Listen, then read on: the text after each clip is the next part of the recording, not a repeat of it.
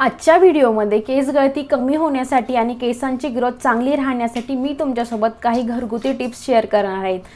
चला तर मग व्हिडिओ सुरू करूया। केस गळतीची बरेच कारणे असू शकतात, जसे की स्ट्रेस घेणे असेल किंवा मग आपल्या डोक्यामध्ये जर कोंडा झाला असेल तरी सुद्धा आपले केस गळायला लागतात, किंवा मग आपल्या शरीरातील केसांच्या वाढीसाठी लागणारे प्रोटीन व्हिटॅमिनची कमतरता सुद्धा असू शकते। जर आपल्याला पीसीओडी आणि पीसीओएस असेल तरी सुद्धा आपले केस गळू शकतात। याचबरोबर आपल्या केस गळती होण्यासाठी बरेच कारणे असू शकतात। जर आपले केस दररोज 100 ते 150 गळत असतील तर ते नॉर्मल असतं, पण त्याच उलट जर 200 ते 250 300 पर्यंत जर आपले केस गळती होत असेल तर त्याकडे आपण दुर्लक्ष करून चालणार नाही। यासाठी आपण काय करू शकतो, जर तुमचे केस जास्तच गळत असतील तर तुम्हाला असं सजेस्ट करेन की तुम्ही डॉक्टरांचा सल्ला घ्या, कारण घरगुती उपाय करून आपले केस गळती थांबू शकते, पण त्यासाठी जो लागणारा वेळ आहे तो थोडा जास्त असू शकतो।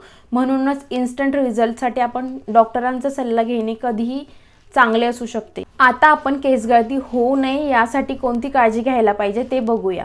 नंबर 1, कोणत्याही हीटिंग टूलचा वापर न करणे।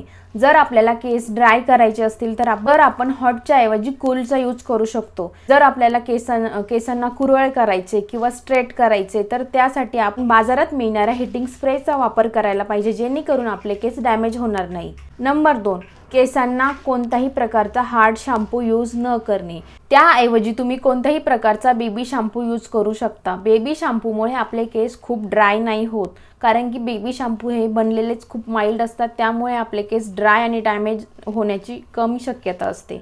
नंबर 3, झोपताना केस मोकळे करून झोपणे टाळा, कारण की आपण जर केस मोकळे करून झोपले तर आपले केसांचा गुंता होऊन केस डॅमेज होण्याची शक्यता असते। त्यामुळे आपण आपले केस व्यवस्थित प्रकारे बांधूनच झोपायला पाहिजे, जेणेकरून आपले केस डॅमेज होऊन गळण्याची शक्यता नसते।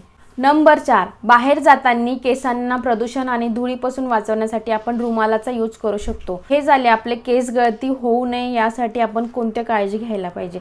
आता बघूया आपण केस गळती होऊ नये यासाठीचे घरगुती उपाय। नंबर 1, आठवड्यातून किमान 2दा शॅम्पू करणे।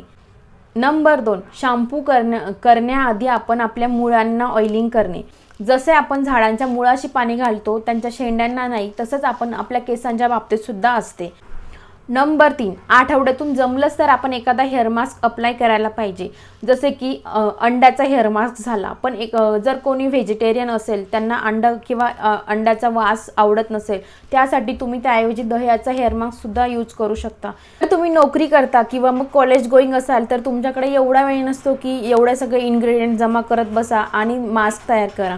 त्यासाठी मी तुम्हाला 2 गोष्टींमध्ये होणारा मास्क दाखवणार आहे, ज्याने तुमचे केस सिल्की आणि शायनी सुद्धा होण्यासाठी मदत होईल। पहिला इन्ग्रेडियंट आहे तो म्हणजे ॲलोवेरा, जो की सगळ्यांकडे असतो। ॲलोवेराचं झाड हे आपल्या घरामध्ये एक असायलाच हवं। जर तुमच्याकडे फ्रेश ॲलोवेरा असेल तर उत्तम, नाही तर हरकत नाही।